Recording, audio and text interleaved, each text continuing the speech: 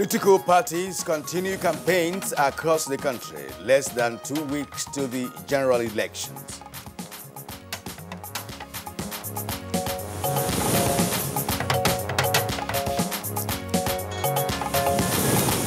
Federal government says it has uncovered plot to discredit 2019 polls.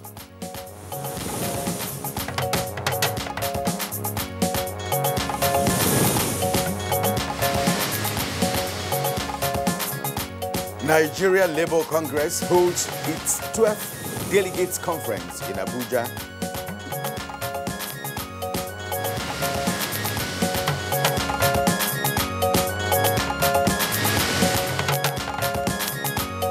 On Good Morning Nigeria today, we focus on the Nigerian Armed Forces and national sacrifice.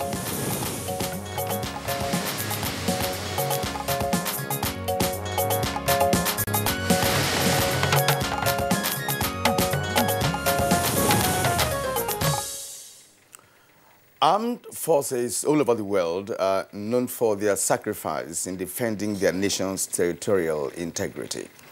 Well, the sacrifice most times demands long months and even years away from home, and in some cases paying the ultimate price. And in Nigeria, the armed forces is recognized for the many heroic roles its officers, both living and dead, played. This special attention serves as a boost for their morale and as well as a token of appreciation for the work they do. The Armed Forces Remembrance Day, support for the Nigerian Legion, and other gestures serve this purpose. Now, with security challenges confronting the nation on many and different fronts, the issue of sacrifice of the armed forces, members of the armed forces, becomes quite significant for those, of course, who are still in service, but even more so for those who intend to offer themselves for the national service through the armed forces. Now, what then is the concept of sacrifice, especially as it relates to the armed forces? What is the place of patriotism in their service to the nation? Some members of the armed forces will be joining us to discuss these issues on the program today. This is Good Morning Nigeria, broadcast live on the Africa's largest TV network, the Nigerian Television Authority. I am Kyrian Umayo. And I'm Kingsley Osadola. I also welcome you to this edition of the program. We will also, in the course of it, bring you regular complimentary segments, and these include newspaper review, business, sports, foreign, and entertainment. But first, let's take the news highlights with Comfort Amodu. Good morning, Comfort. Good morning, Kingsley and Kyrian. Here is the morning news. The APC presidential rally has continued in Ado-Ekiti, the Ekiti state capital, as well as Akure in Ondo state, with a promise to execute more projects which will directly impact lives of the people and develop the country.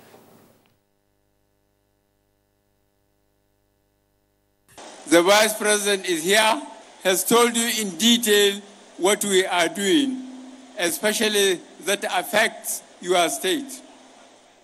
I assure you, the Minister of Transportation said, Amechi, because he's in charge, he told you what we are doing about the railways from Lagos to Kano through the states along the line. Meanwhile, the Ekiti State Council of Obas has formally endorsed the re-election bid of President Muhammadu Buhari, saying the entire people of the state are proud to be associated with his vision and mission for a prosperous Nigeria. Chairman of the council and Oloye of Oye Ekiti Oba, Oluwole Ademola Ju, announced this when the president, accompanied by Vice President Yemi Osinbajo, paid homage on the monarchs. The president was also hailed by the paramount rulers in Ondo State. In the past 3.5 years, we note the tremendous achievement of this administration. I thank you very much for supporting us and supporting our great party. We are interested in leaving a legacy of performance. towards the 2019 elections, President Muhammadu Buhari has reiterated the need for Nigerian politicians to play by the rules of the game.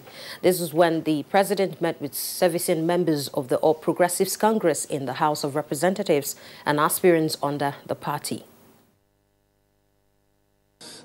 For me, this is like a family meeting that we discuss some of the shortcomings, some of the challenges ahead. And I also look at this like a kind of trying to do the right thing at the right time. It's not all about money, it's all about ideology. And the fact that the APC has the ideology to carry the people along. This gathering has reinvigorated all of us to go back and do more. Governor Mohammed Umar Jibrilla has concluded the APC campaign rally for Adamaja Central in Hong local government with a call on the electorate to massively vote for President Muhammadu Buhari and all APC candidates in the forthcoming general elections for better days ahead. President Muhammadu Buhari har zuwa kasa mu yi sak a APC. Political groups, associations and individuals in Bauchi State have intensified campaign for President Muhammadu Buhari and other candidates of the All Progressives Congress, APC, in the state. They embarked on rallies, town hall meetings and press conference, among other means.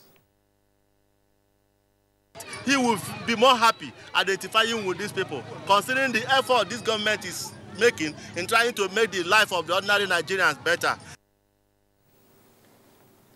And the federal government says it has uncovered plots by the opposition to connive with some Western lobbyists to advance the idea that the President Muhammadu Buhari administration has perfected plans to rig the forthcoming general elections. Information and Culture Minister Lai Mohammed disclosed this at a media briefing in Abuja. They have targeted for attack the two key institutions that are most critical to the success of the election. These are the Independent National Electoral Commission and the police. They have used every malleable and malicious personality to make wide allegations against INEC. Former Liberian President Ellen Johnson Sirleaf is in Abuja ahead of the 2019 general elections. She had an interaction with the media on her arrival. I just expect that I would join all Nigerians in ensuring that this whole process is so peaceful and successful. And that's the whole purpose of my mission, to be a part of that. The presidential candidate of the People's Democratic Party, Atiku Abubakar, says addressing security challenges and construction of the Mambila hydropower station in Taraba State will be among top priority if elected as president. He was speaking during a campaign rally in Jalingo, Taraba State. I commit to you and I promise you we will address the issue of insecurity in Taraba, in Northeast, and Nigeria in general. Information and Culture Minister Lai Mohammed says his attention has been drawn to the allegation by the Conference of Nigerian Political Parties, Kwara State Chapter, claiming that the federal government is planning to clamp down on the opposition parties in the state ahead of the forthcoming general elections. The minister stated this in Abuja. The security agencies have assured that they will provide the enabling peaceful environment for voters to exercise their franchise. We therefore call on all the good people of Kwara State to disregard the orchestrated hysteria by the so-called CMPP. Meanwhile, the All Progressives Congress has advised the People's Democratic Party to concentrate on resuscitating its floundering campaign, which has seen majority of its governors tactically and openly avoiding the support of the presidential bid of the PDP candidate, Atiku Abubakar. A statement by the National Publicity Secretary of the APC, Larry Issa Onilu, says the PDP must understand that all registered political parties are equal stakeholders in the coming elections. In this regard, its it is tired narrative that the entire election process is skewed against it, which is an admittance of defeat by the PDP and discrediting state institutions in the eyes of Nigerians and the international community is unhealthy for electoral process and a threat to democracy. The statement adds that the era of sham politics are gone and the APC will ensure the wishes of the electorate prevails in all elections by ensuring that elections are free, peaceful, and credible. Now, wife of the president, Aisha Mahmoud Buhari, has called on Nigerian youths not to allow themselves to be used as political thugs by desperate politicians to achieve their personal gains before, during and after February general elections. Mrs. Buhari stated this in a message at the Palace of Etsu of Kwali and the Chairman Council of Chiefs, Shaban Audu Nizazo III, when the Women and Youths Presidential Campaign team paid a visit to the area in their effort of canvassing support for President Muhammadu Buhari. Now we are here again for the second time, soliciting for his support, as usual, for his re-election bid for Buhari and Oshibanjo. New national executives to lead the Nigerian Labour Congress for another term of 4 years have emerged. In order to make the election acceptable to all members, the NLC at the 12th Delegations Conference was advised to comply with the constitution of the Congress. In defending and promoting the cause of Nigerian workers, our focus is to build workers' power through organizing. We urge you to ensure the conduct of free, fair, and transparent elections. And that's the news for now. Good Morning Nigeria continues with Kirian and Kinsley after this break. Unemployment, notably youth unemployment, features strongly in our party's manifesto. We intend to attack the problem promptly through revival of agriculture.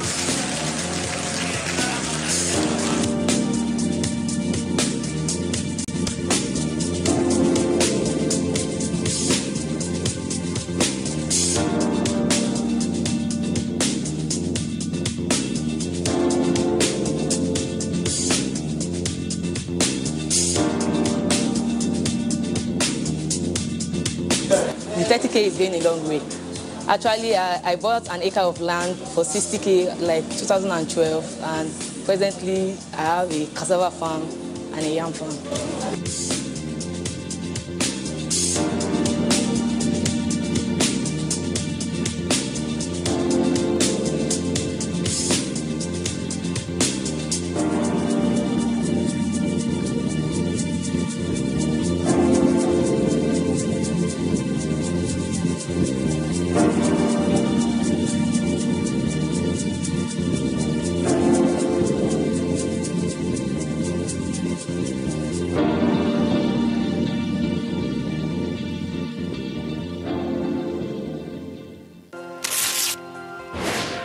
My name is Mrs. Awoniyi, and I'm talking from Sora Shopping Complex, Lagos. I just want to talk about the IPP electrification project in Sora Market. I run a boutique business and I have really benefited from this project so much because since it took off, I don't use my generator any longer. I've had to move my generator home. And I don't think I was once disappointed. Let's hope it will be a permanent project that we will enjoy for a long time. It's so convenient and it's so reliable to some extent. Since they started, we've not had cause to have a shortage of light or anything.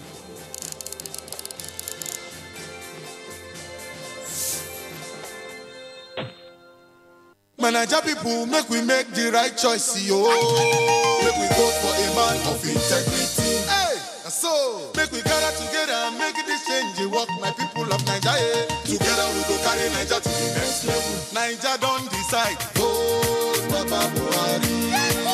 Baba Buhari, a man of integrity. Hey, vote Baba Buhari.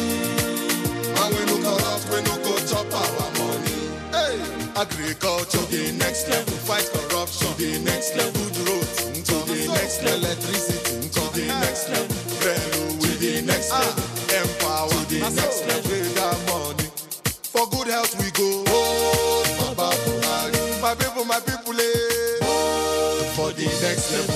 APC, next level. Naija people, make we all come out to vote Baba Buhari. This message is from Buhari Next Level Group. Me, I am ready for the party. Oh yeah, I want to be smarter. I go really early, oh. I know your story. I go yaba to buy material. I go tie my gele, yeah. I go no say I don't go. If you see my gele, oh, it go wound everybody. Gele. Let me go do tielo. Let me go do tielo. Let me go do tielo. Let me go.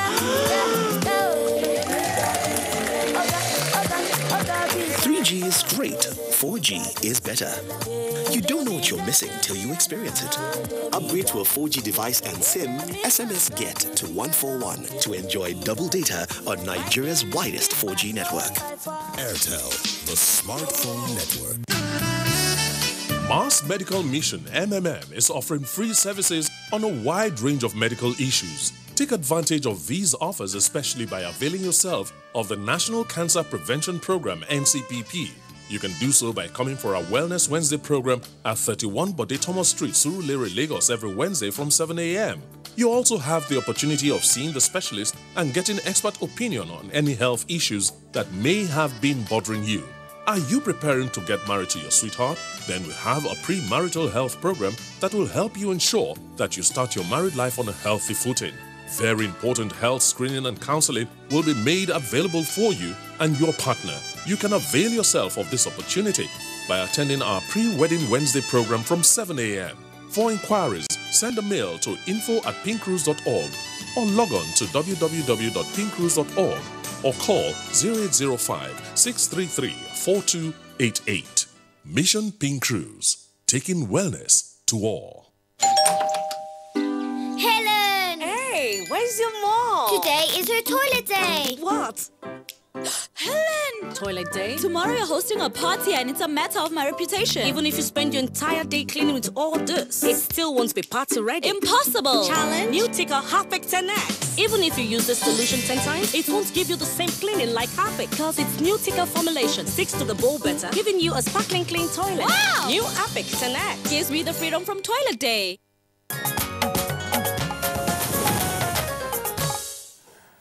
And the program is Good Morning Nigeria on the network service of the NTA. Now let's turn to business. The Central Bank of Nigeria hints at revolution in tomato production as farmers and processors call for import restriction. Let's now join Kunle Adeye for details of this and more.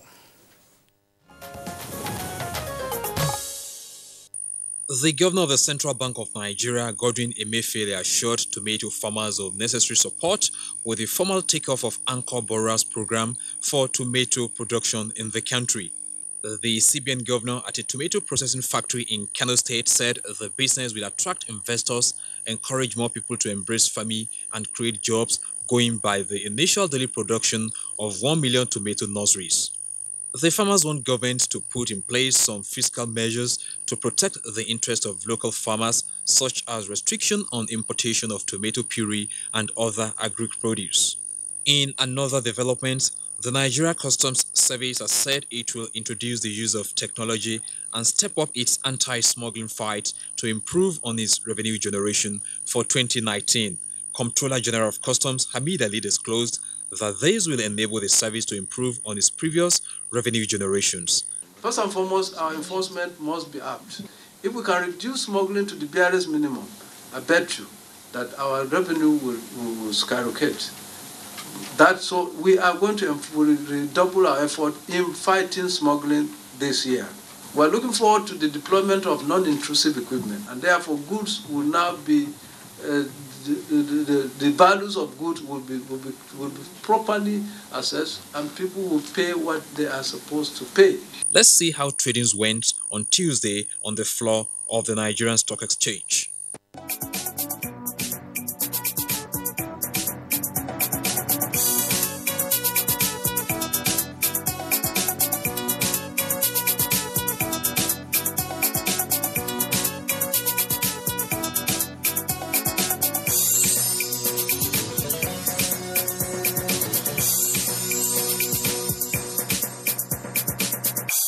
With business news, I'm Kunle Adeyeye. Thank you very much, Kunle Adeyeye, for the business package. Newspaper review is next for us on Good Morning Nigeria.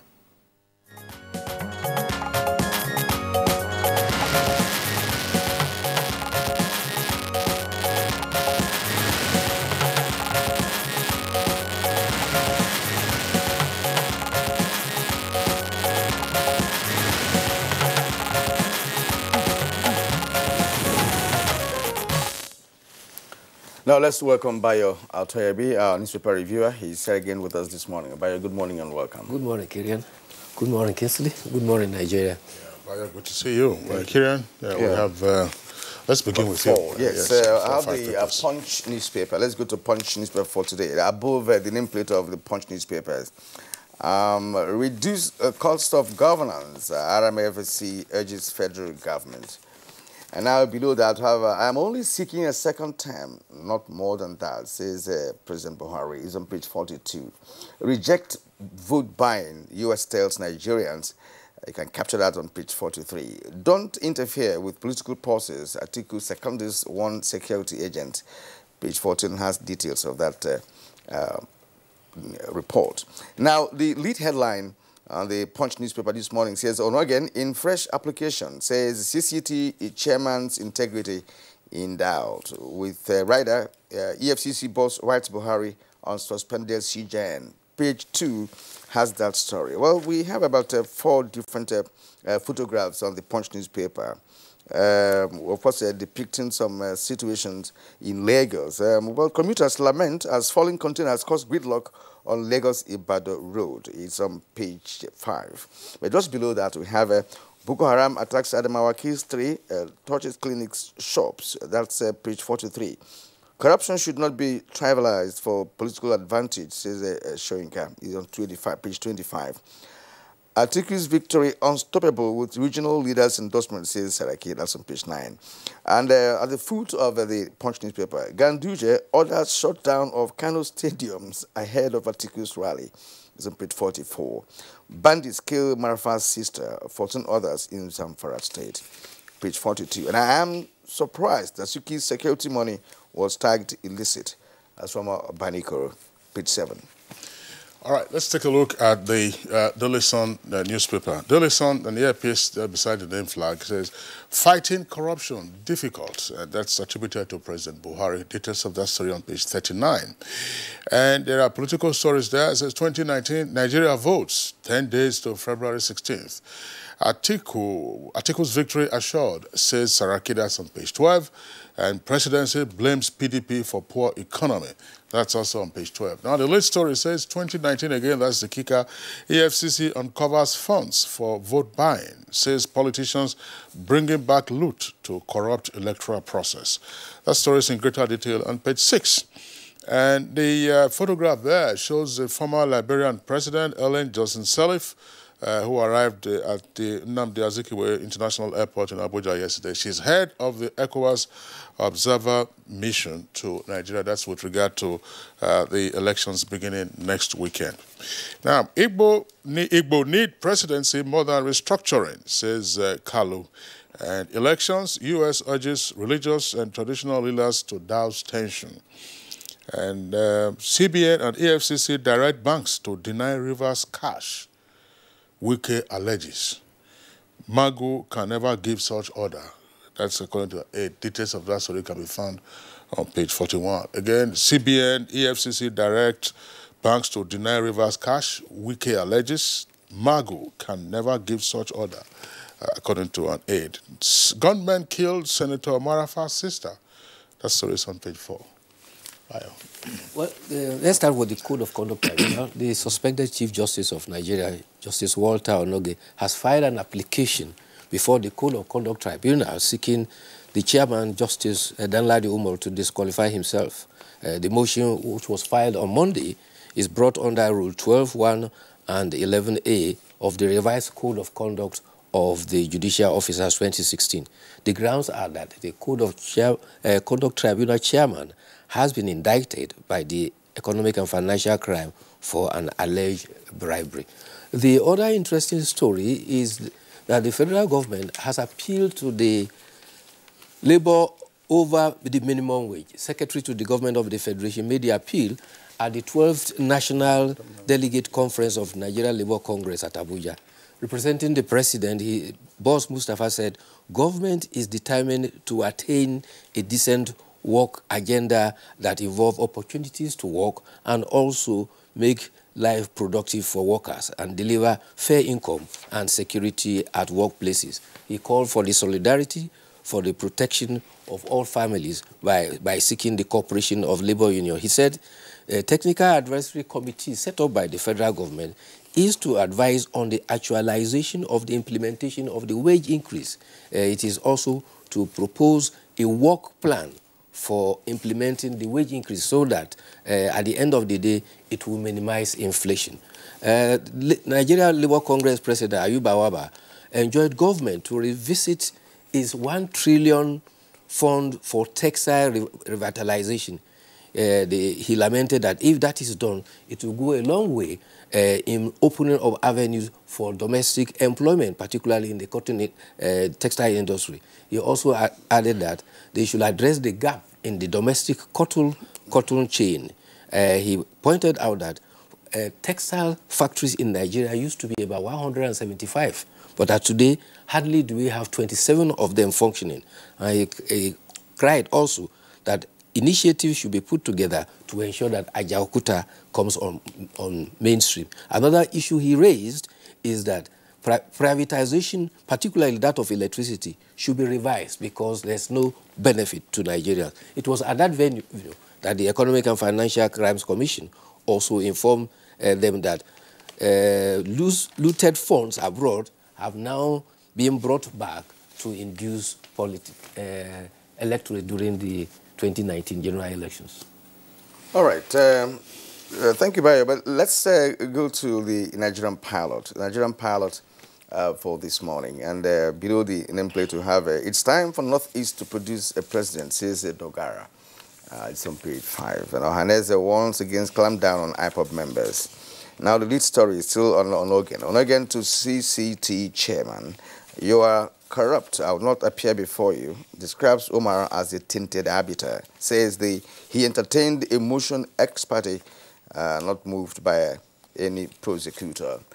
Page 8 is where you find details of that report. Now, we have 2 photographs here. Each of them depicting the 2 lead political parties in Nigeria. On the left is the APC and on the right is the PDP. That's on the campaign trail. But below that, we have Buhari in Ekiti seeks support of traditional rulers for re-election. It's on page 9. With other striking headlines just at the foot of the Nigerian pilot. Atiku warns security agencies not to interfere with the electoral process. High Court disqualifies Ayo Ogueze as the Enugu APC gubernatorial candidate. It's on page 12. Now, we have read this before. Suspected bandits kill Senator Marafa's sister, abduct husband and child.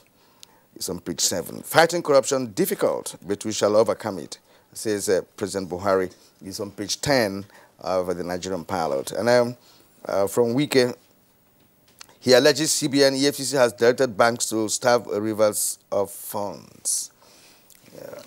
All right, let me take the Daily Trust. Daily Trust, we begin with, well, this is pretty unusual for us in newspaper review segment. So we're reviewing an advert. What you find immediately below the nameplate there is an advert, but it's a public service advert, just from the Independent National Electoral Commission. It says, collection of PVCs ends on Friday, February 8th, 2019. That is in 2 days' time. And that those who have not collected their PVCs could visit INEC local government office to collect their PVC from 9 a.m. to 3 p.m. daily.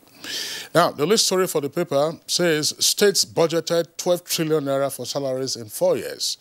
And you can see the illustration on the front page of the paper there through the use of infographics, the various states that budgeted money, and one of the sidebars there indicates what 11.91 trillion naira could do if not otherwise used for salaries. And the wage bill is also indicated there. It's done also by zones or regions, if you like: northwest, north central, northeast, southeast, south-south, and the southwest. Gunmen, this story, of course, is on the papers, the killing of Senator Marafa's sister and 25 others in Zamfara. Buhari, we should learn from those who failed to get third term. That's on page 13. And, of course, you have the copy there indicating how many days to go before voting commences. Yes. Lion. Yes, it started development in Zamfara again. Armed bandits burned down 3 villages and took a hostage of 5 women. One of them is the sister of Senator Kabiru Marafa. Unfortunately, she was killed. Her husband too who is a village head, was spared. However, it's been ongoing, and the security agencies seem to be at their on their trail. The interesting development is the issue you raised by INEC announcement, 2 days for collection of PVCs. Now, would there be an exemption for Abia? You remember at Sialangwa, PVCs were burnt in the toilet, and the resident electoral commissioner has confirmed that 319 of the PVCs were partially burnt, and 4,200 were burnt completely. He had assured that there will be a reprint and a reissue for them so that they will not be disenfranchised. Now, what will happen? Will there be an extension to accommodate? Because that is a serious... Yeah, very pertinent point you have raised, Bayo. That would be that's an exceptional circumstance. And therefore, the deadline to say collect your PVCs by Friday will not apply to those. But of course, those PVCs that were not burnt could still be collected, and those that were partially burnt could still be used. All that will be required will be for the instructions to be given to the electoral officers. If the key features of a PVC, depending on how partially, the extent of the partial burn on the PVC, it will still be used. I think that's a very pertinent point you have raised, Bayo. And many Nigerians are also asking this question of the deadline being Friday. We have a whole week, before the election. Wouldn't that be possible to, move it on to perhaps Wednesday for a few days to the election? What is wrong with that? It's not just collection. Don't forget that INEC came out with a 20-point agenda, and it has been in the public domain. And the INEC is following it step by step. And each time, they are always announced in advance. The stampede nature of our people. People always wait until the last minute. I can assure you in the next 2 days, there will be a run-on the INEC offices with the stampede to collect the PVCs. But the INEC cannot continue to postpone the collection indefinitely. They, for a long time, indicated that the PVC collection will stop 2 weeks before the election. In fact, apparently from the deadline they have given now, it's going to even stop later than they had earlier indicated. Okay. There is also this interesting story from Jos. It is coming from the Archbishop of Jos, Reverend Ignatius Kaigama. He says Nigerians have been enjoined to distance themselves from politics of tribe, religion, and denomination. The Archbishop of Jos said he was speaking at a one-day roundtable meeting between Christian and Muslim leaders in Jos. He called for political sanity and justice. He said sanity and justice is the requirement for all the electorate, for electoral officers, for the security agents, for political leaders, and all actors. He says politics should be played without bitterness, and people should avoid any moves that could give rise to conflict and needless violence. He says at the end of the day, whether winner or loser, the electorate and all concerned, we must all join hands to build one solid nation. He says Nigeria is the project that all of us must put our hands on the deck to promote peaceful coexistence. I think this is very instructive for politicians because tempers are beginning to rise. Campaigns now are going from issues and degenerating to personal attacks, and that is not healthy. You see, it's not new in this country that when it comes to politics, the polity itself is overheated by what you've just mentioned, the people taking religious lines, ethnic lines, and what have you. I read a story yesterday in the social media where somebody was telling a story about how his car got bombed and that many Nigerians rallied around him, so about 11 different firefighting fire extinguishers, and he said, look, he saw Musa, he saw Adiola, he saw, it's like many Nigerians came to rescue him. Yes. Without any, feeling of where you come from. So he was trying to tell a story that, look, that we are one. And when it comes to such issues, we always rally around to assist ourselves. But when it comes to politics, you begin to hear where somebody comes from, where you come from and what religion and all of that. So that's part of the problem that we have in the country. Go to where Nigerians are watching the Super Eagles or the Fly Eagles play. You won't know any differences. But when it comes to politics, the price of our elite is that when their interest is threatened, they tend to use all those primordial sentiments as a matter of division, and they cause grave lines between the various cultural ethnic groups. Yes. All right, Bayo, thank you. Let's go to the editorial this morning. It's from the New Telegraph newspaper, IGP and reorganization of SARS. Of course, the order by the Acting Inspector General of Police, IGP, Mr. Mohammed Adamu, for the decentralization of operations of the Federal Special Anti-Robbery Squad, FARS, unit, hardly came to many Nigerians as a surprise. Bayo. Yes, you recall that following complaints from members of the public, the SY IGP centralized the activities of Federal Special Anti-Robbery Squad, and the new Acting Inspector General of Police has decentralized the Federal Special Anti-Robbery Squad. That is not to overemphasize the fact that the Federal Anti-Special Robbery Squad was effective.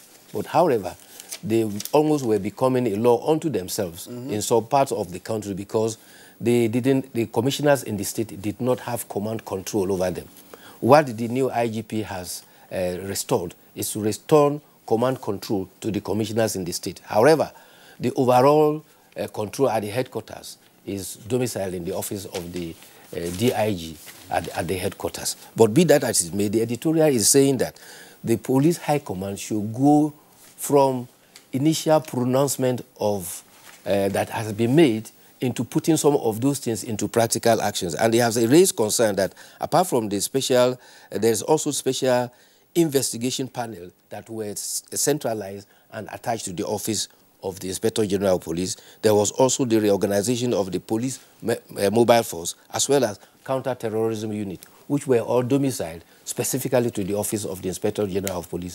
The editorial is now saying that apart from the initial pronouncement by the new Inspector General of Police, action should follow, and this decentralization should be carried out so that the police high command will have a new lease of life in the direction that has been indicated. Okay, Bayo, that's straight to the point. Thank you very much for being with us today. See you again tomorrow. Okay, it's Good Morning Nigeria, still on the network service of the Nigerian Television Authority. We'll take a short break now. When we return, we'll take on our discussion segment. Hate speech is not a joke. It incites genocide and crimes against humanity. Most of Africa's civil wars are caused by hate speech from one tribe against another. We don't want it here. The Nigerian government stands firm against hate speech. Under no conditions whatsoever should we tolerate or excuse or justify hate speech or hateful conduct of any kind, especially where such is illegal. There's no doubt that the resurgent push for separatism, as well as the rising cases of ethnic and religious disharmony, are all traceable to the growing phenomenon of hate speech. One nation bound in freedom, peace and unity. Nigeria, one nation, one people. This is a public service announcement brought to you by NTA.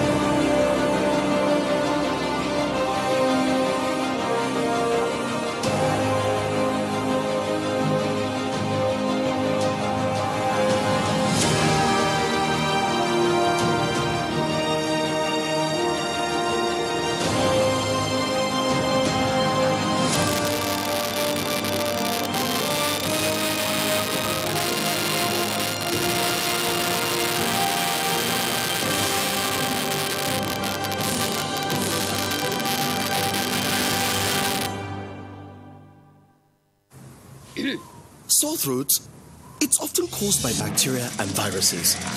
Feels like they're having a party. You need Strepsils.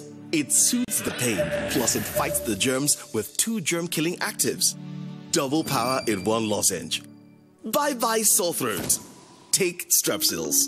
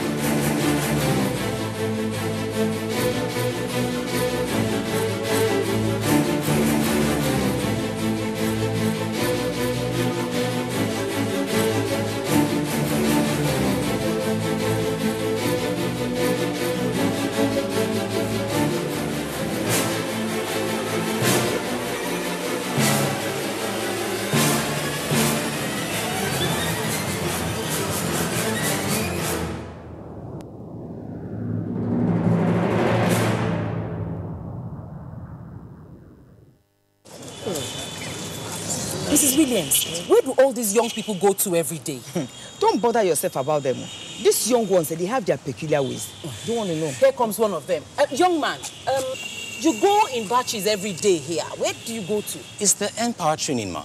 And what's that? The N-Power is an initiative of the federal government for young graduates and those interested in skill acquisition. After the training, the government empowers them to make sure that they understand their business and also train others. Wow. After the training, the government will also give them 30,000 naira for 2 years and also help them so that they can also train others. Wow, it's interesting. After my training, I hope I'll be able to own my own big fish farm and also train others. Wow. That's wonderful. It is. And this government is really doing great. I'm telling you. I have to get my son to register for N-Power. N-Power, a federal government initiative for job creation for the Nigerian youth.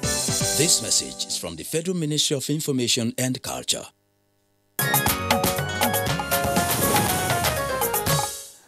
And we thank you for staying with us. Now, let's set the tone for our discussion on armed forces and national sacrifice with reactions from Nigerians on the issue. They spoke with our correspondent, Aisha Obali.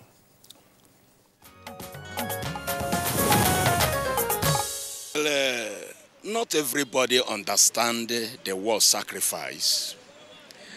But those who have an understanding of the war sacrifice can go any length to make sacrifice so that the reason by which they made the sacrifice will be achieved.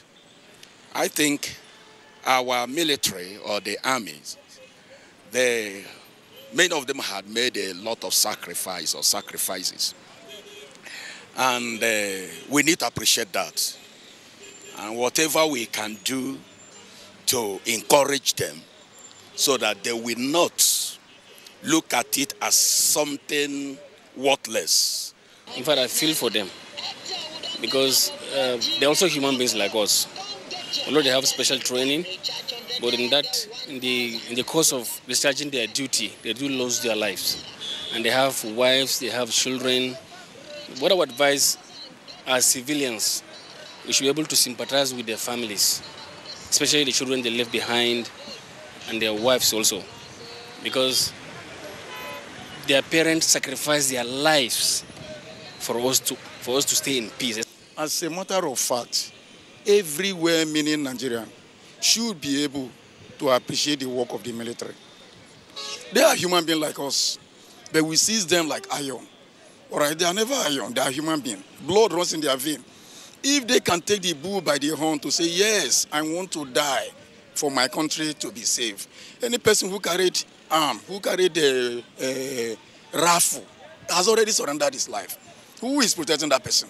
All right, it's very painful that this nation is not giving to the armed forces what is due for them, considering their own security and their household. Some of them do not understand it quite all right. Most of the people, they just go there because of the job opportunity, all right? Then when they get there, it becomes a different ball game. But for those that have the orientation that knows what they are going there for, they appreciate it. Well, joining us now in the studios to discuss this further, I would like to welcome Major General Wahab Garba Ayodeji. Ayodeji was former GOC, that's General Officer Commanding 1st Division in Kaduna, and also in the course of his service, he was Chief of Army Administration.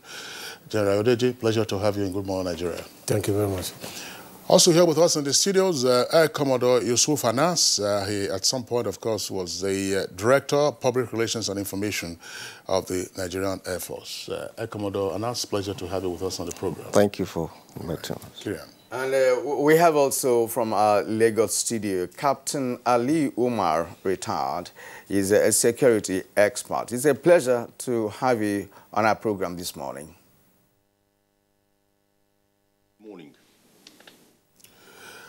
All right, gentlemen, you listened to the views expressed by some Nigerians in the background report put together by our correspondent Aisha Ubali.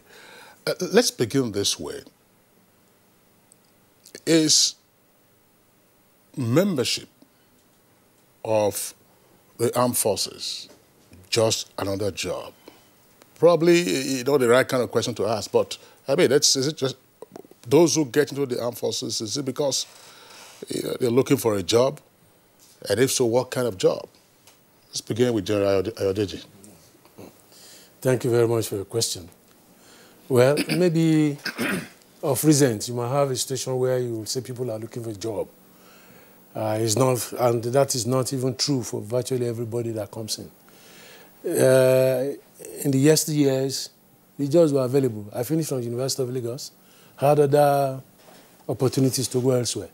But since my secondary school life, I've decided I was joining the military. So it was a voluntary thing and no compulsion, nobody. So it's not just looking for a job. It's you having the mind of being a professional soldier. And the training, even if you want to come in looking for a job, the initial training will definitely wield out those who are just looking for a job. Because once you go through the training, either for 6 months or for 9 months or for 3 years, 5 years now in NDA, definitely if you are looking for a job, you take off. So it's not just a matter of looking for a job, it's people who actually want to be professional. Yeah. Oh, okay, thank you. Actually, from your explanation, I can deduce 1 or 2 things. But let's go to Air Commodore Yusuf Anas this time around. And from what he has said, I understand that service in the military is a function of patriotism and the willingness, you know, to sacrifice for the security of a nation. Nigerians have done that, not just to secure the territorial integrity of Nigeria, but also elsewhere, you know, in wars that happened even in the 60s, the Congo War, the Burma War, the Second World War, and what have you.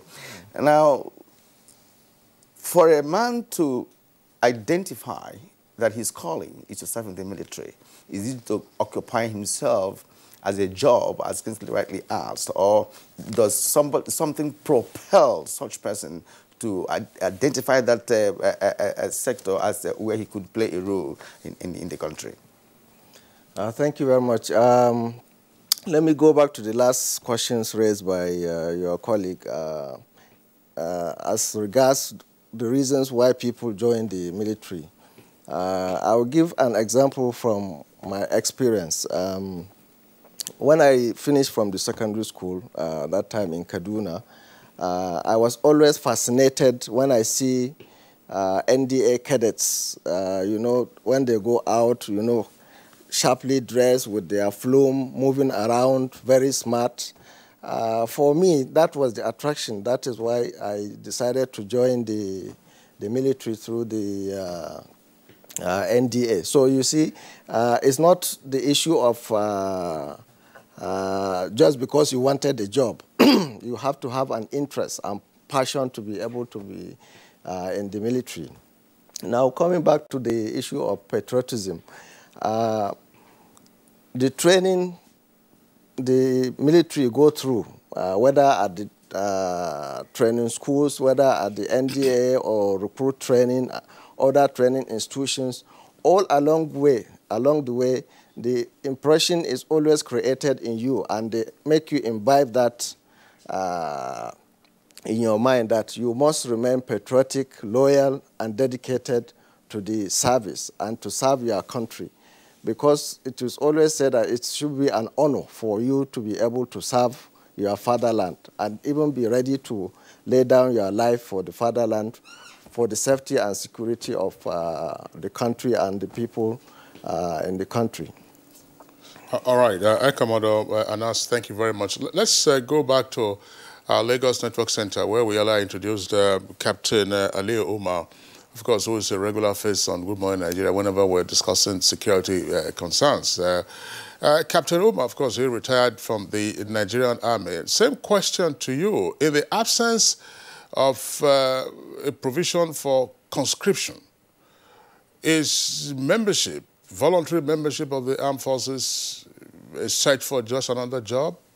Or what could be the other motivation?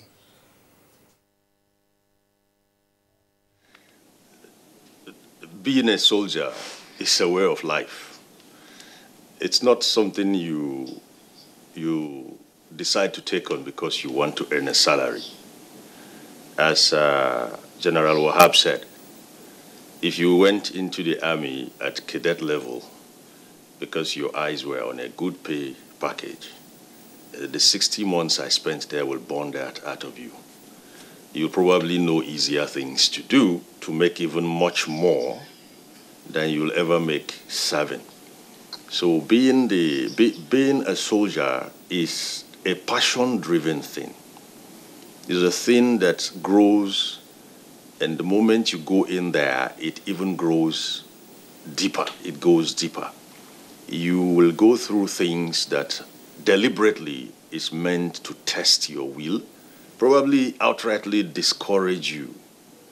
And as the general said, the training period is like a curing period to actually get all of that out of you. If you actually came there because you had other motives or because you wanted a job that would pay you an income, it's more than that. It's a way of life. It's something you have to give up virtually everything for. And if you have no passion for it, as soon as you get in there, you just know that you are not cut out for this. So it's not a job-seeking thing. It's a passion-driven thing. You know, it does seem that if you are not driven by passion to be in the army, you fall by the wayside. Because I know that not all that enrolled in NDA, for instance, graduated from there. That's true. Some. That's true. That's another point to pursue further with General Ayodeji, because he was the first to open up on that angle. Now we understand that there is an allowance, if you like, for percentage dropout or percentage losses in the course of training, either at the NDA or at the military depot. But why not getting into, the issues of doctrine and so on and so forth? What is it that it's a potential soldier imbibes that changes his orientation or deepens that initial passion which he earlier had? Thank you very much. You see, from the day you come in, whether in depot, any of the services depot or ND or any of the air training locations, from the gate, you have some form of talking to, mentoring. Nobody will leave you on your own. You are not on your own. So you are allowed to see your seniors moving around. They don't have any business with you. They motivate you. You have somebody who is senior to you, who is placed above you. You're under his tutelage to take you through. And he talks to you on a regular basis. And so you are allowed to grow. You are allowed to develop more and more into the system. Nobody is going to compel you. But yes, if you are looking for a job, like has been said, it's very easy, you'll have to go out. But if you are passionate about what you're doing, over time, the passion is increased and your ability to perform is improved. And the belief is we will the civil mentality out over a period of time. Before you know it, you now start looking at yourself and say, look, this is me. And the more you train, the belief is you sweat more in peacetime to bleed less in war or in operation. But then you know that you signed for life. Whatever happens, it's your own violation to join. And so, if you are not driven by passion, if you are looking for money, you don't want to die because that money is the basis of you joining to start with. So when the money is not forthcoming, initially, how much was the salary of an average soldier? As a captain, I was earning 200 and something naira. When somebody who lived with me, who stayed with me, and finished his university and joined a bank, was earning more than 10,000 naira. My salary was 279 naira, 50 kobo. And this was somebody, by far my junior, who finished university years after I finished, and he was earning more than 10,000 naira. So it is not money. So if you're actually looking for money, you don't come in. Yes, obviously, the fact that it's a profession driven by passion and, of course, the willingness to, of course, serve your nation, it does not really mean that men and women in the military service do not really like to be well paid to take care of their immediate family because they also have responsibilities. Now, my question is, has there been a point in your life, for instance, in the course of serving this nation, that you realize that, yes, this is a passion, but you also need, to be financially empowered to take care of your immediate family? Thank you. You see, after you have gone through the normal training and even graduated from and joined the services, whether the Army, Navy, Air Force, having gone through that grooming, and you are sent into the various units and formations. You see, what the services try to do is to ensure that almost all your basic needs are taken care of in the immediate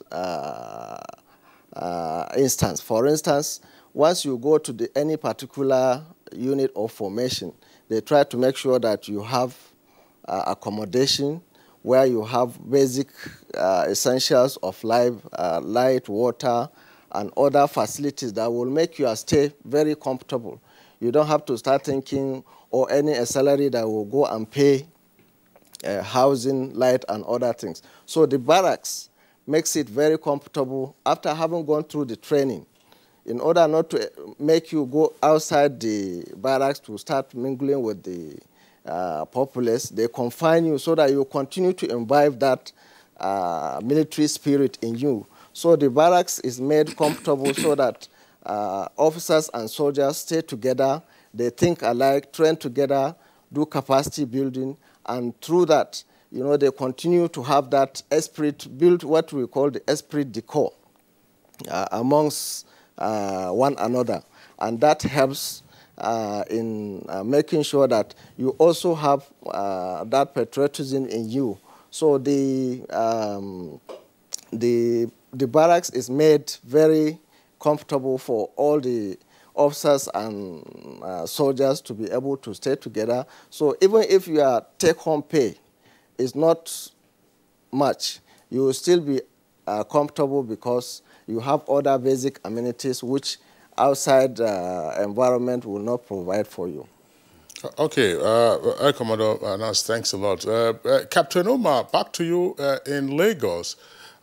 Before I return to the question of welfare and sacrifice, just tell us something about the psychological makeup of that young individual at the point of entry who decides to join the armed forces. Psychologists, of course, will tell you that there are different personality types.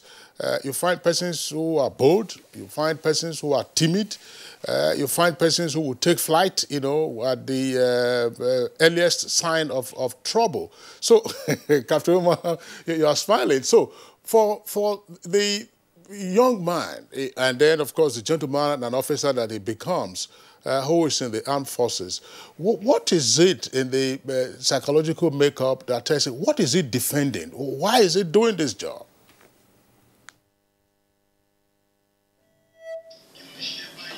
Well, basically,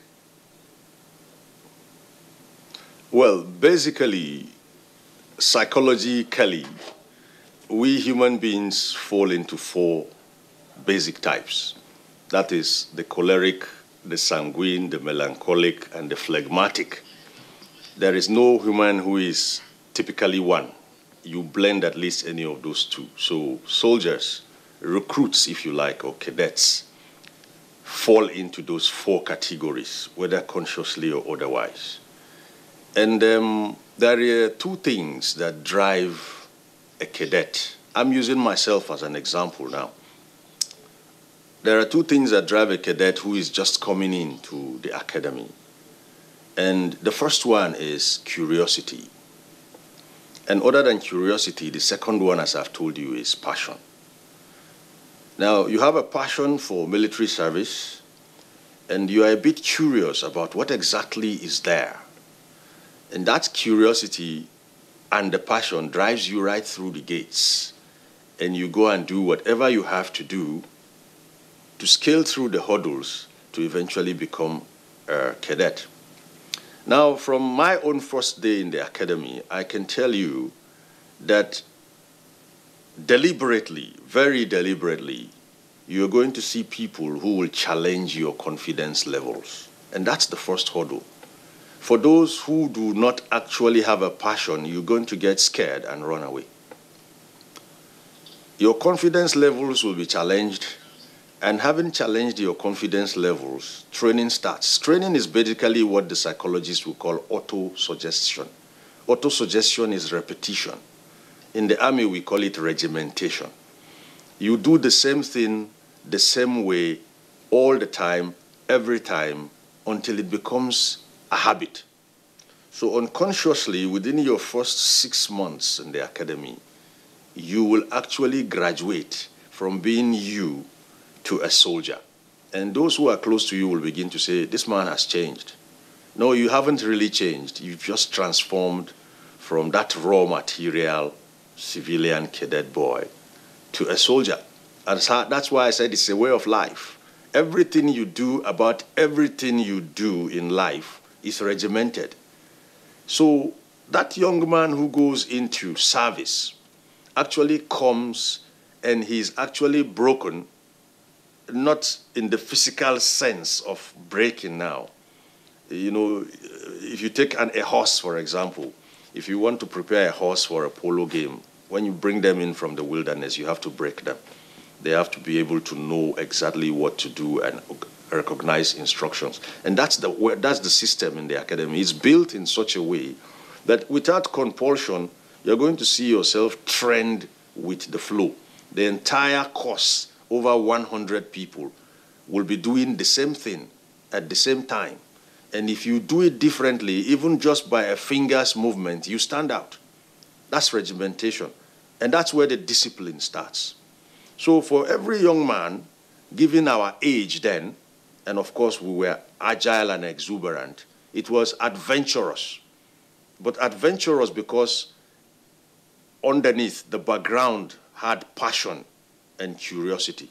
So without those 2 things, if you found yourself walking through the gates of the academy then, either because your dad was a big man somewhere, the training doesn't know your dad. You will climb the same rope that poor man's son will climb. And the instructors don't give a hoot. You're either going to climb his rope or you are not going to climb his rope. One of 2 will happen. So if you are not driven, the brunt of training, the sheer test, the rigor behind it will burn you out. But if you are driven, the more you do, the more you want to do because you are curious. I hope I have answered your question.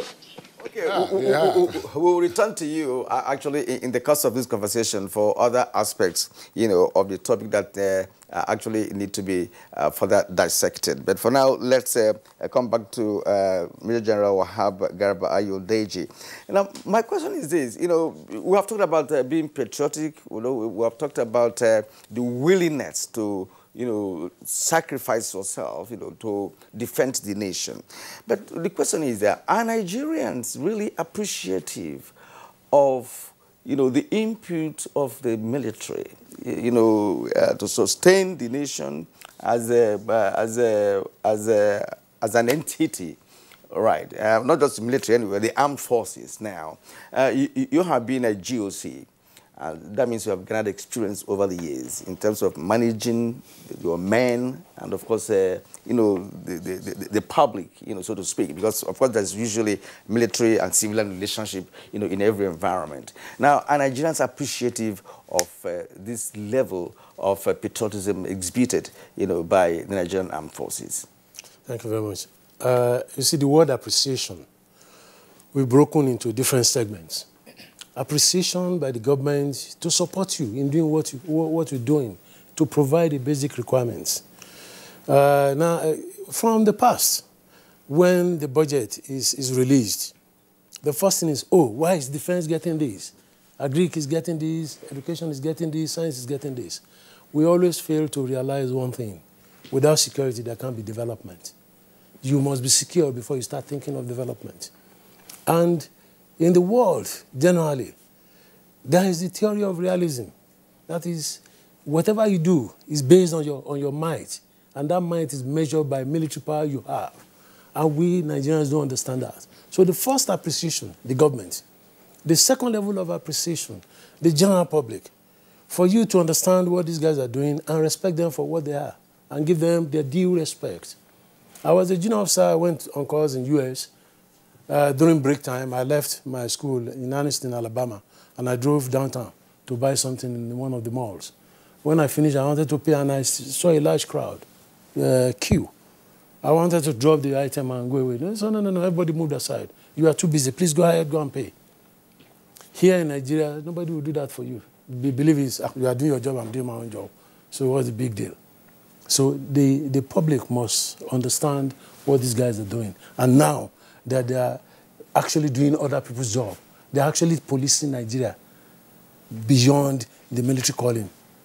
3, there are other organizations, companies, and whatever that need to assist, to appreciate whatever they're doing. Some have done that in the past. For instance, some airlines had given rebates and whatever. But 1 or 2 instances where abuses came in, then the military itself must appreciate itself. When I mean appreciate itself, showcase what you're doing. Let people understand you. We live in a close-knitted society. It must be open a little bit for people to have a glimpse as to what the military entails. And that will bring respect. They will bring understanding for people to know what you need and your requirements. Not when the president said, I'm releasing $1 billion to procure some necessary equipment. And people shouted, why should you give them $1 billion? Are these guys supposed to use their salary to buy the equipment they are to use against Boko Haram? That's a massive issue. But to me, I think it goes in different ways. Appreciation comes in different forms. And everybody needs to understand, what is my role? If I'm appreciating somebody, what do I do to show level of appreciation? From government, corporate organizations, individuals, and then the military itself. Expose yourself, showcase yourself, appreciate yourself. Let people know what you're doing. Once in a while, I was given an award. It was only within the military they know that I have these awards. People don't understand. If you say you have PSC dagger, what is PSC dagger? The average man does not know what PSC dagger means. So we need to do more. Expose 1 or 2 of our activities for people to understand. And it will go a long way in bringing everybody on the same level. Even other security agencies, if they don't understand what you're doing, the tendency is for them to look at, oh, you are doing my job. Why should you be doing police job? In reality, the man will not pack himself out of the barracks. If the president did not give the go-ahead and the National Assembly did not sanction, they won't go out. So everybody needs to understand what the whole thing is all about and their job, their responsibilities for everybody. All right, General Ayodeji, thank you very much. We'll continue with that line when we return from this short break.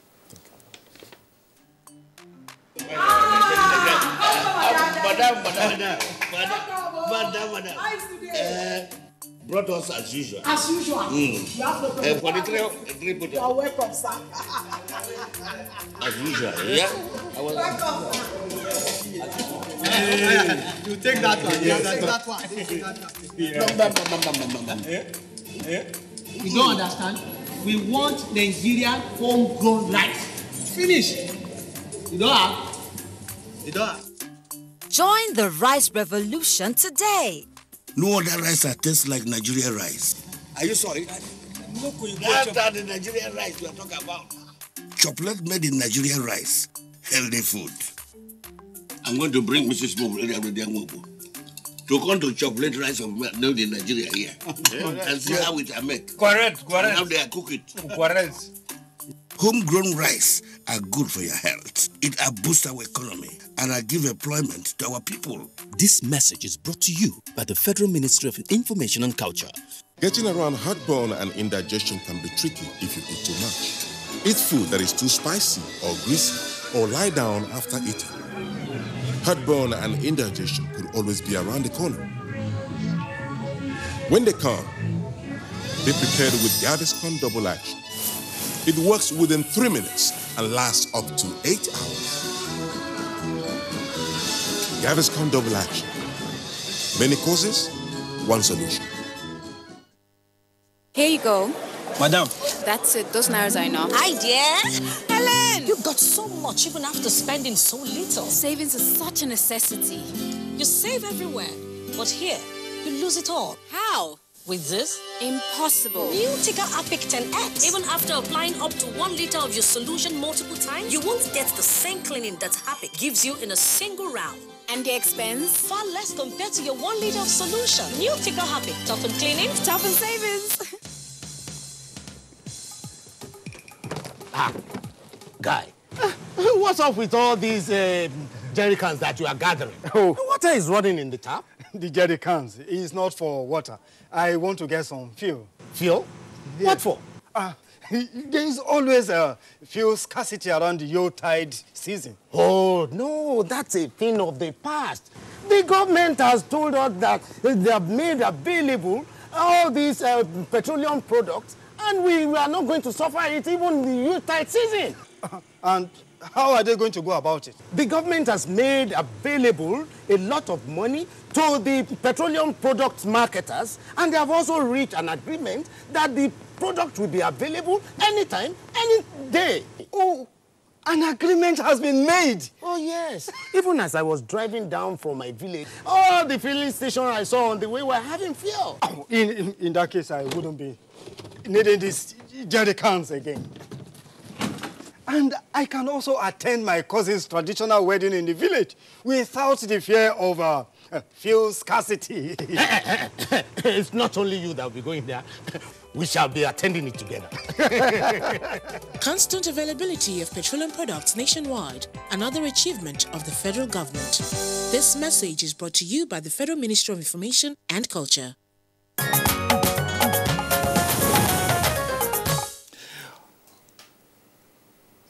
All right, you're welcome back, and it's still Good Morning Nigeria on the network service of the Nigerian Television Authority. Let's bring in now Air Commodore Yusuf Anas. Just before we went on that short break, General Ayodeji provided what he called a quadrant of appreciation from, first, he says, the government itself, the ordinary citizen, corporate entities, and the military being appreciated. What are your thoughts in this regard? First of all, the military also appreciates the fact that they are being kept together because of the taxpayers' money, because they have a specific job which the Constitution has provided for them to ensure the security and safety of the territorial integrity of the nation.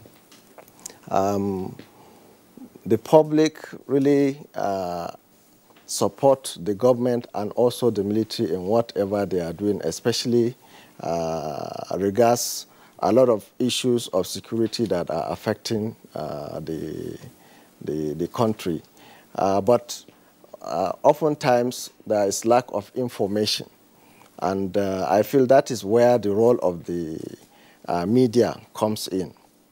I want to believe that although the media is trying very much to be able to acquaint the public with what the military is doing, but I think there is the need for more enlightenment and coverage of some of the military activities that is doing across the nation.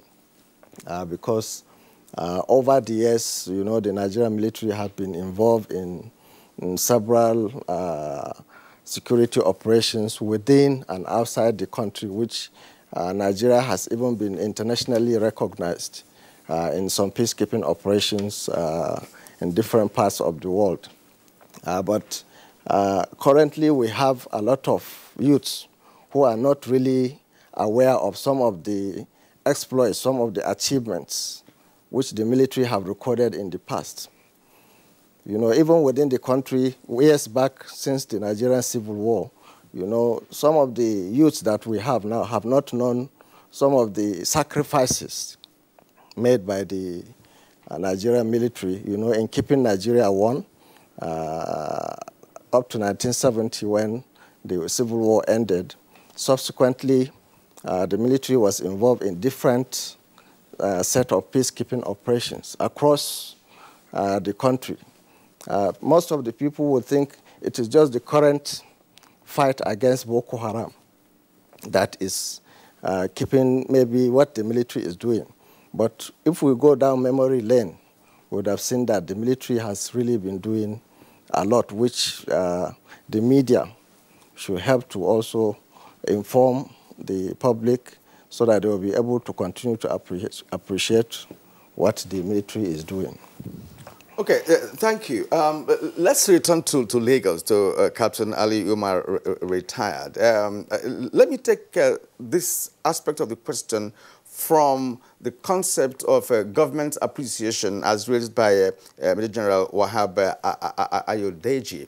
In terms of government appreciation of the military, one would think that it has to begin with real good equipment, equipping the military to be able to function effectively and efficiently. Now, are you satisfied with the kind of support from the government in the past 20 years with respect to equipping the armed forces? From what General Wahab said, in America, for instance, in their budget, number one is defense, followed by science and technology to drive the defense. And again, it has to do with equipment, war, armaments, and ammunition. Now, in this level of appreciation I'm talking about from the part of government in terms of equipping the armed forces, are you satisfied? Because when Boko Haram issue broke out, we discovered that Nigeria had nothing to fight that group that I may refer to as a ragtag army. You cannot compare them to Nigerian armed forces. But, you know, we had to fight so hard to even procure, you know, what we used to start the fight with Boko Haram, and that made them to even gain, the positions, into Nigeria's territory. So let's talk about this appreciation with respect to equipping the army, for them to, for their patriotism, to be felt in terms of, winning at wars. In terms of appreciation from the government spectrum now, I wouldn't say I'm satisfied. We are not there yet. And the reason is simple. Armies are very expensive to keep and sustain, particularly in times of adversity, like we do have in the Northeast. For the average Nigerian to understand what I'm saying, it could take hundreds of millions of dollars to procure equipment, and that equipment can be destroyed in seconds. Maybe 60 seconds will even be an elongated period. One explosion takes it out. So you can imagine the turnover if you lose such equipment. And of course, war is about destruction. Put another way, it's about destruction. So the chances are high that you go into combat with equipment, and at best, if you don't lose them, there must be some element of wear and tear. And so you have to see your armed forces become what financial analysts will call a cost center. A lot of money goes in there, but it's not actually yielding or generating profit. And so the government has to sustainably ensure that the armed forces is kept at par, at the very least at par. It can never be suboptimal with what the adversary has. So if you want to actually take the upper hand, you have to ensure that whatever your adversary is capable of having, you should be able to have 2 levels above or even 3. Having said that, you begin to see that the challenges that the armed forces faces, whether in or out of combat itself, is driven by where we are coming from and the kind of people we have evolved to be. Most people do not really understand that in a democracy, the citizen has rights, the armed forces too have rights. The armed forces are an integral part of a democracy. And when the citizens behave in certain ways that begin to look like threats in a democracy, the armed forces will naturally exercise its rights too. Even though these rights are not as fluid as that which the average citizen out there has, but these rights can actually be invoked by the commander-in-chief, and the armed forces will be deployed. So what am I trying to say here? Appreciation for our armed forces itself is not coming the way it should, because 102 million Nigerians are youth, last time I checked with the Bureau of Statistics. And the last time history was taught in our schools was like 20 years ago. So they don't even know anything about the history of this country, much less the armed forces, because we don't even teach history again. And you now begin to see why they cannot begin to appreciate our armed forces. It's not their fault. You don't know what you don't know. How we manage to get history of the curriculum of our schools, I don't know, but that's the fact. They don't do history in schools. Last time I checked anyway, I don't know if that has been restored. So you discover that if you don't really know what informed the existence, the essential being of the armed forces, you're most likely going to do what we see today in Nigeria. You see them as an occupation force, not an integral part of this democracy we have. In fact, a democracy cannot be complete without its armed forces. It cannot. That's why the president wears 2 hats. The first as the president and the second as the commander-in-chief of the armed forces in any democracy.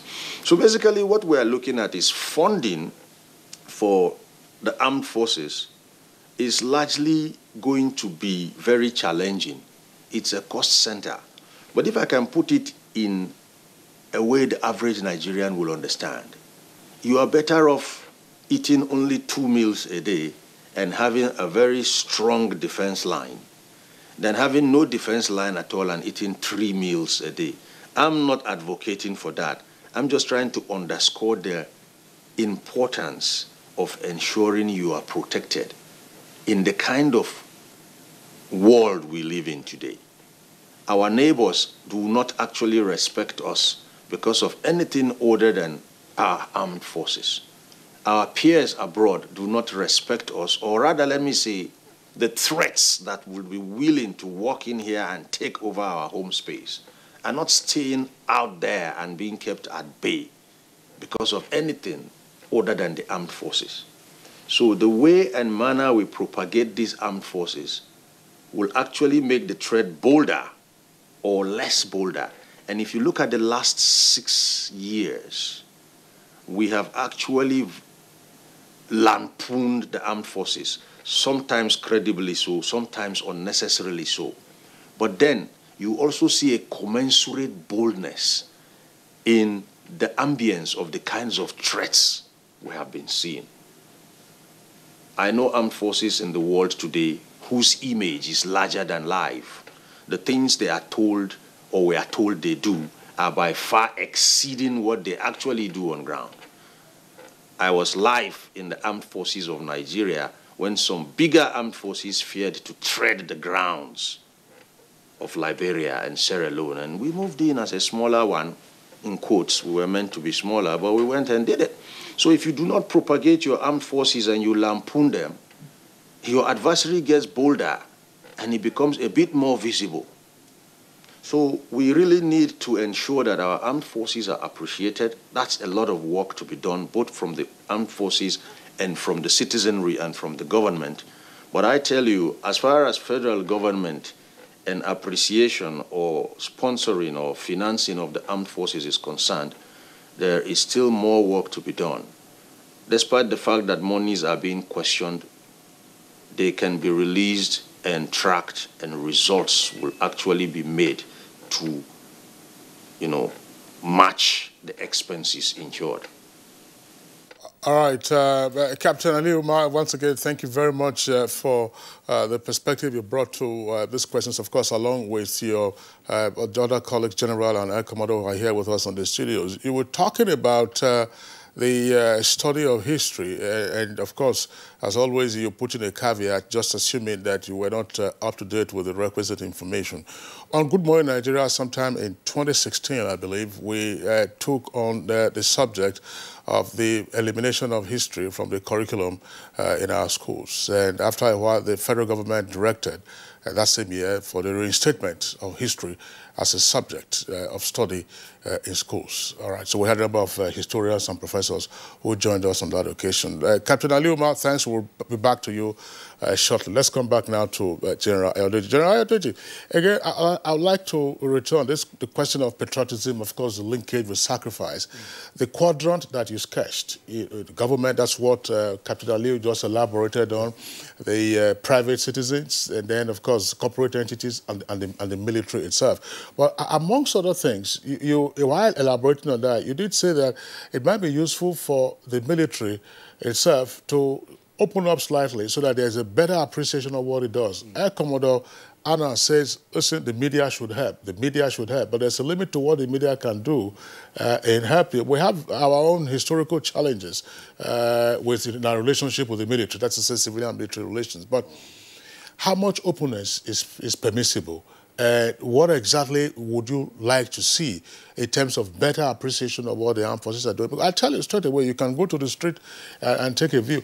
Unless there is nearness of threat or danger, everybody sees Boko Haram, for instance, as being, just here some distance away, whether it's Ran, whether it's Baga, Kalabarge, or wherever. But if you were to come to the city, everybody says, oh, where are the military? Where are the military? So what would you like to see done? And what would you like to see happen? Yeah, to me, it does not mean we need to carry the average Nigerian maybe to Maiduguri or to Borno, Adama, or Yobe, where these activities are taking place. A lot of activities are taking place that, yes, like Commodore Anna said, the media could be invited. Even when we were planning for operations, at the beginning, at the commencement, before you go into the nitty-gritty, the media could be exposed. This is what we're trying to do, not giving out information. I'm not saying somebody carry an entire information and put it on newspapers or flash it. No. But the beginning, at the commencement, even in the US, we have what is called comprehensive approach to warfare nowadays, which everybody globally we've all adopted. What is done is the media is embedded into whatever is happening. And to a large extent, they assist in telling you that, look, when you are planning, this information, if you believe it's coming from this area, it is not possible. This will not open up to you. They assist you in the planning because the trust has been built over time. We need to start building trust between the armed forces and the media. Without the trust, everybody will be looking at each other with suspicion. So you must build trust. You must open up. Invite these guys to come and see whatever you're doing. And once in a while, extend an arm of friendship to them. It goes a long way. We have the civil military affairs in virtually all the services and defense headquarters. What are these guys doing? They need to get out of their offices and relate more with the media. You have the information and media departments in virtually all the services. They need to do more. So the challenge is more on those who are media practitioners within the armed forces to find ways by which they can engage their counterpart outside. And that way you balance off a lot of things. You are doing something. For instance, in Kaduna, I was there in the process of performing our activities. Then once in a while, you call in the media to tell them, these are the things you've done, and these are the reasons why these steps are to be taken. Otherwise, you have problems. The Nigerian Bar Association in 2012 threatened to take me as the GOC and one div to court over the arrest of somebody. And I called the MBA and some other people. Let's have a stakeholders meeting. We sat down, met, and I explained to them.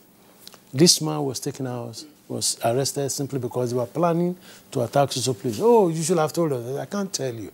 If I tell you, the information will be leaked. But what I needed to do, which I didn't do initially, was to find a way of letting people know that there might be one or two things happening. And that's one of the things the armed forces are trying to correct nowadays. That's why you have the civil military affairs in all the services and the departments. And a lot of job needs to be done. We are not getting it right because the suspicion of the past are still there. We need to overcome the suspicion and build trust. Without trust, we can't get anywhere. And actually, from all indications, the armed forces lately have actually been talking to the media, trying to let people know what is happening. At a point, remember, from the Northeast, we've had live coverages, of events taking place in that area, in the war theater, telling Nigerians. Good Morning Nigeria has also been embedded at some point, in the operations in the Northeast, yes. Okay, now, gentlemen, it's clear that some of our men and women have actually paid the ultimate price in the course of defending this nation and in some peacekeeping operations across the globe. Now, what happens thereafter? One of the respondents, in the report that we showed before the commencement of this conversation, did say that. What happens to the children and the wife, or perhaps the husband or children of, if it's a female that died? Now, what happens thereafter? Are they really properly taken care of? How are they taken? I don't know what, I know that, of course, there must be some money to be paid to the next of kin. But in most cases, next of kin are not the wives and mother of the children that the man is leaving behind. It could be his elder brother, as the case may be. So that's another aspect of this conversation. I would like Captain Ali Umar, I would like Yusuf Anas to entertain. Thank you very much. I think this is a very sensitive and touchy question that borders on the welfare of the families of the officers and soldiers in the barracks. But let me first say that there are provisions in the Armed Forces Act that provides that any deceased personnel has certain benefits that are due to him or to his family once he is deceased. First of all, there is a token sum that is paid immediately on getting the news of that a deceased person's family will get. But the provision in the Armed Forces Act provides that the family will continue to collect the salary or pension of the deceased personnel for a period of up to a maximum of 5 years. Also, the provision is there in the Act that the children of the deceased personnel will be given educational opportunities. They will be paid for by the government for a number of, for up to 4 children who will be trained up to the age of 18. So, but that is what is in the provision. But I tell you that it's really not adequate, given the experiences that we have seen when you go into the barracks to mingle with some of the diseased personnel's wives and children. Right now, I tell you, there are a lot of widows in the barracks that cannot really even move out because these personnel have died and they have not really provided maybe homes where they can move out and stay. So there are a lot of widows in the barracks. Sometimes the entitlements, although things are being modified and improved so that they get the entitlements so that they can quickly go and settle down, and the educational opportunities the government has accepted to provide for that period are made available. But I think this is where the public, the appreciation I feel, should come in this direction. The members of the public, especially big organizations or companies, can come into the barracks and see what they can do to assist diseased families that are in the barracks. Especially we have some umbrella organizations that are in the barracks. For instance, we have the Nigerian Army Officers' Wives Association, we have the Air Force Wives Officers Association, and the Navy too. They try to support some of these diseased families and their children by providing them with some support, but it's never adequate. So I feel the public can show appreciation by coming to support organizations and giving scholarships to diseased families' children, giving them other training opportunities, and also providing some citizens and the corporate entities. There must also be a mindset, and some persons have often raised this question or this issue, that there is this lingering antagonism between the military and the civilians, oftentimes described as, bloody civilians. You were talking about the rights doctrine a moment ago, that the military have their rights, the civilians also have their rights, but in the U.S., you are unlikely to hear the military personnel refer to civilians as, bloody civilians. So that lingering antagonism, some will say, is an impediment to the kind of philanthropic gestures that ordinarily will play out, particularly to the families of diseased personnel. What is required to be done for us to get out of that mode of, say, us versus them? Something, of course, that got aggravated usually during military political regimes. Yes. First of all, thanks for the update on history in schools. It's encouraging to know that history started being taught in 2016. That's 3 years ago. That's okay. But then those who didn't learn history are active out there now. So maybe in 10 years' time, by 2026, we'll be seeing active youth in Nigeria who are history-laden. Anyway, talking about bloody civilians and not so bloody civilians, I really think that is old school. It's old school. Though people may want to still linger on that based on our military rule years, I could tell you too that when I was growing in the system way back when I was a cadet and in military school, yes, soldiers call civilians bloody civilians. I also know that civilians call soldiers zombies. In fact, someone even sang a song and made a lot of money on zombie or so.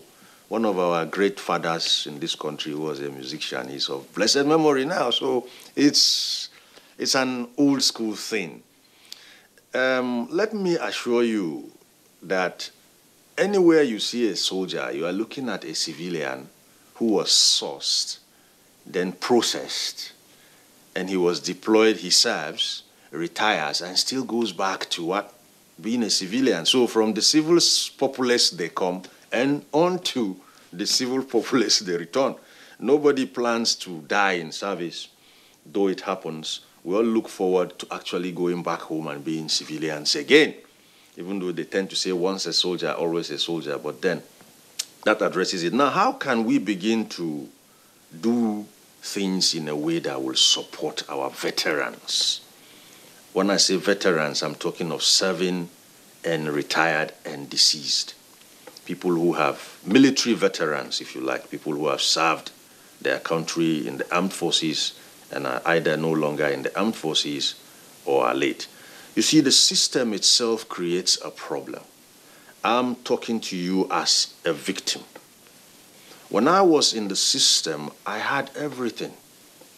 When I say everything, I'm talking of what General Wahab called the basics. I had housing, I don't pay rent, I don't know what light bill was. I didn't know all of these things. It's still like that. Now, the things that happen to us don't ring bells.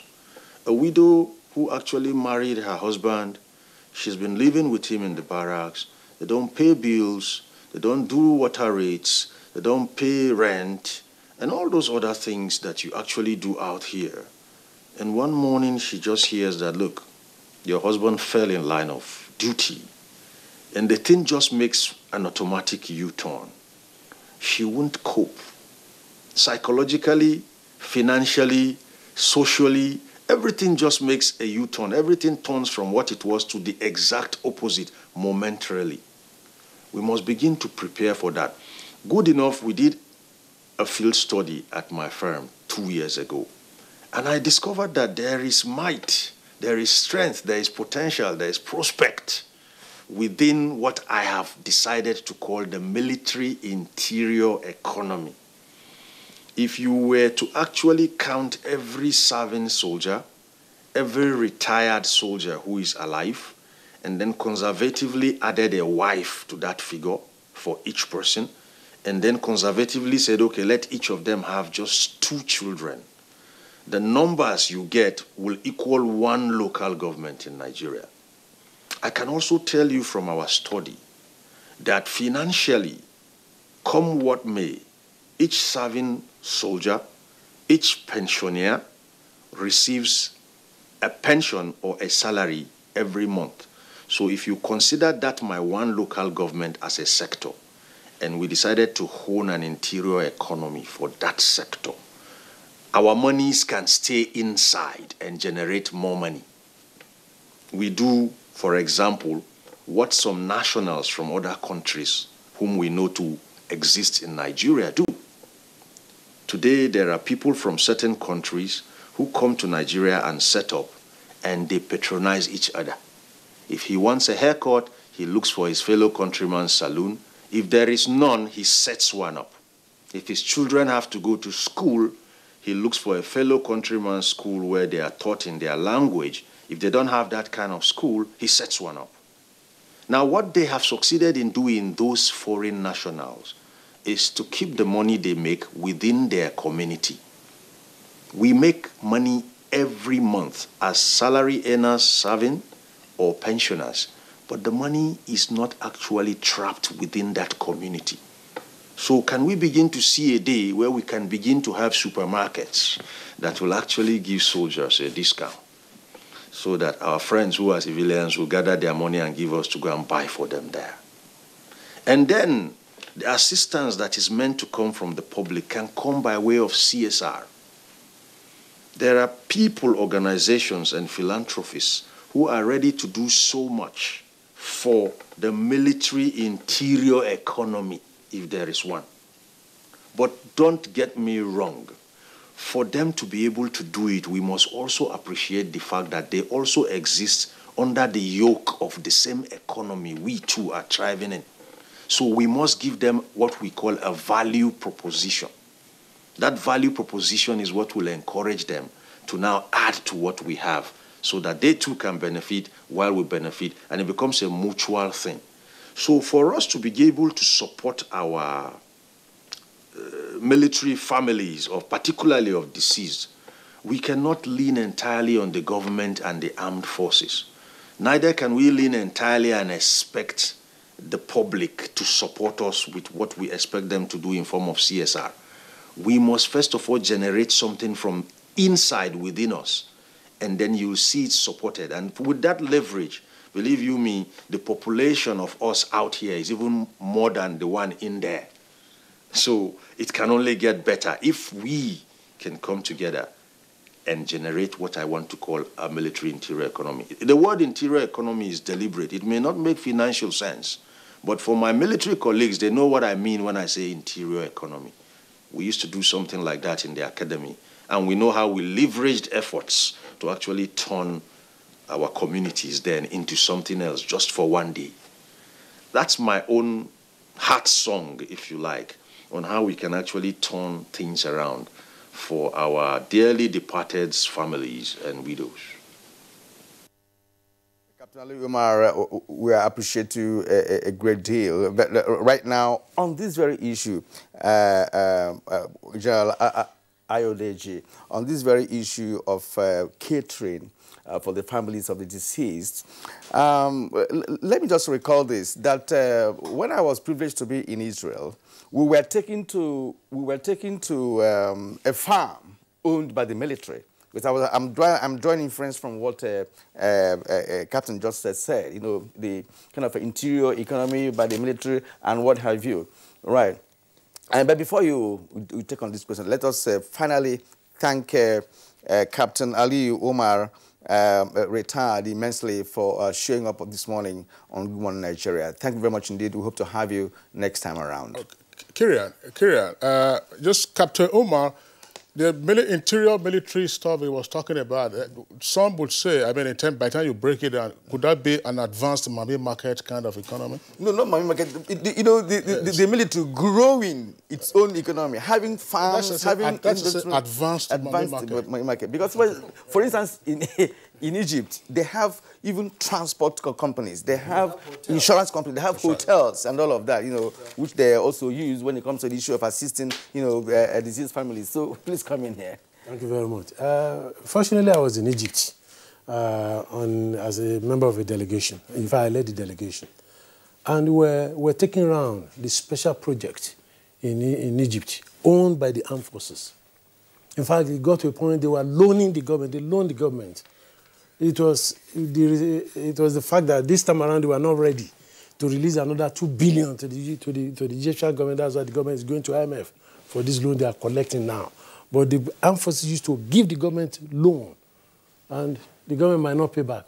They have a massive company into electronics, into oil and business and whatever. Is the opportunity available here? The answer is no. There are instances where the armed forces had set up organizations or companies and they wanted to go into areas, engineering and whatever. And some people raised the observation, no, you are not supposed to do this. You are created or you are established simply for security, and that's all. So a lot of issues. But on the interior economy he's talking about, the armed forces have been doing some things. The housing issue. For instance, the Army started the post-housing department, PhD, they started building, and then they even invited civilians. You buy some parts so that it is not a military entity. It's not another barrack that you are setting up all over again. But the problem is there's a limit by which you can go.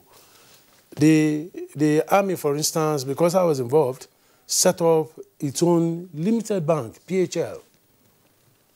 At the initial stage, the deposit with the central bank was pegged at ₦1 billion. The Army was able to pay. But later it was increased to 5 billion. And they now separated those who are supposed to operate at the local level and those to operate at the national level. What you deposit, it's not possible for the armed forces to deposit that money because the money is given for something, and you cannot carry that money again, General Ayodeji, what you're talking about, I mean, that's a point that I'm sure we can explore, Kirian, at a future date. That is with regard to the military interior economy, different aspects. There will have to be a special dispensation.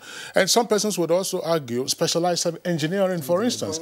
Why can't we have engineering services? But again, you have to worry about the back end, you know, who gets the funds, you know, who gets the money, who gets the returns, how do you account for it and all of that. But I'm sure that some of those issues will address the welfare concerns. Air Commodore announced. Yes, sure, because very quickly, yes. The various services have come up with a lot of, let's not create the impression that the services are not doing anything to the families of the deceased personnel.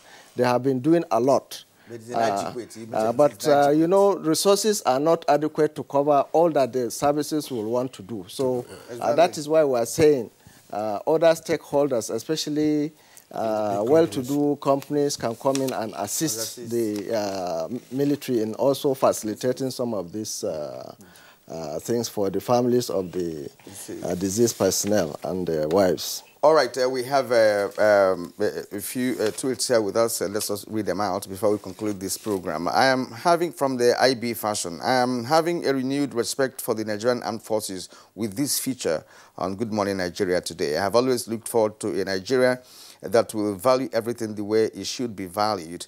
The part how did they take history study out of schools? Well, it's really a hit in Nigeria, but of course we have been informed that it has been reversed, so history has returned to our curriculum.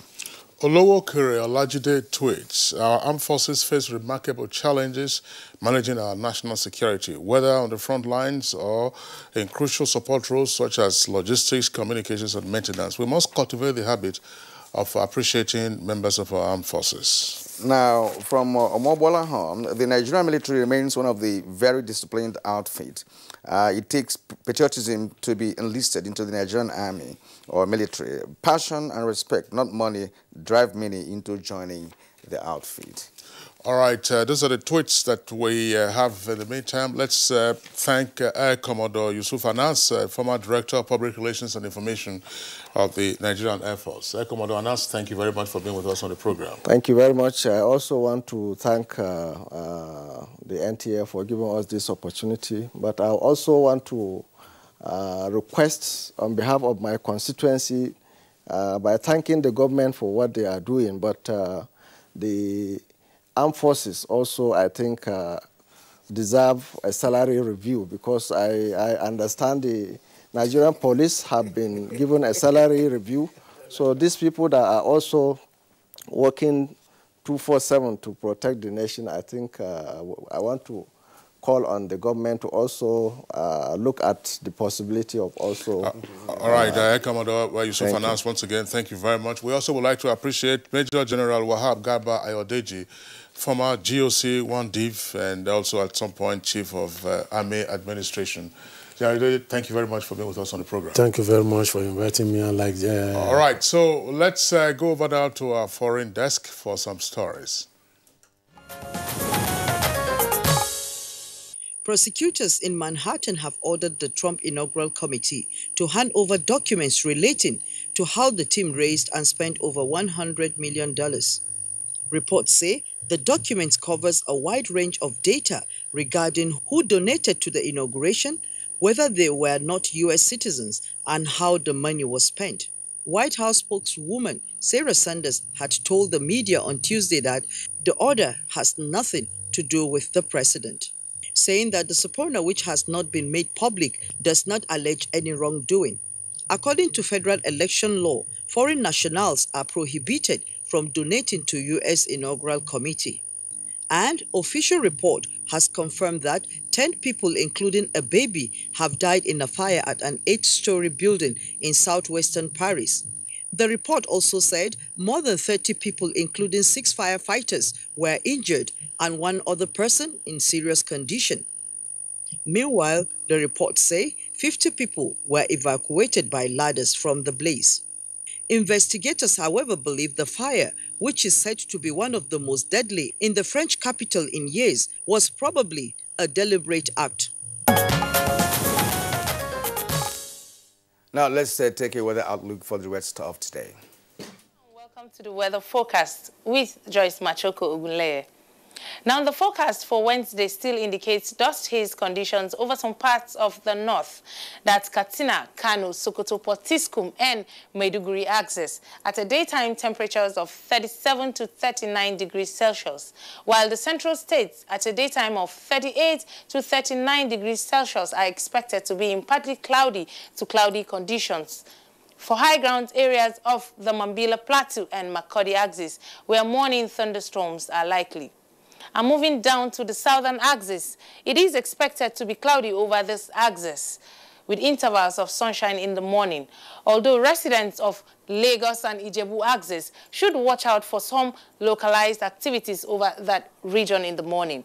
And later in the afternoon, the coastal belts have prospects of isolated thunderstorms, especially over Port Harcourt, Calabar, Yenegua, Obudu, Lagos, Benin areas of the coast. So we advise that people around these flash spots should exercise caution so you don't get caught up in any unpleasant situation. And that's the weather update for Wednesday. Thank you for watching.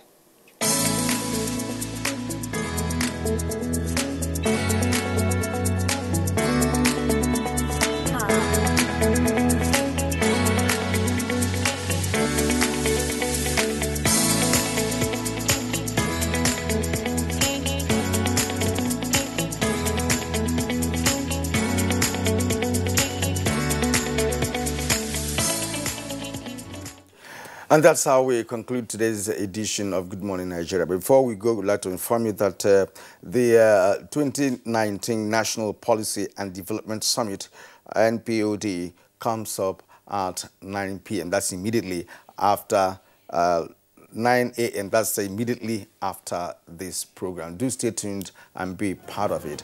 Now, from me, Kyrian Umayo, thank you for watching, and please join us again tomorrow for more on Good Morning Nigeria. And I'm Kingsley Osadolo. Do have a lovely day ahead.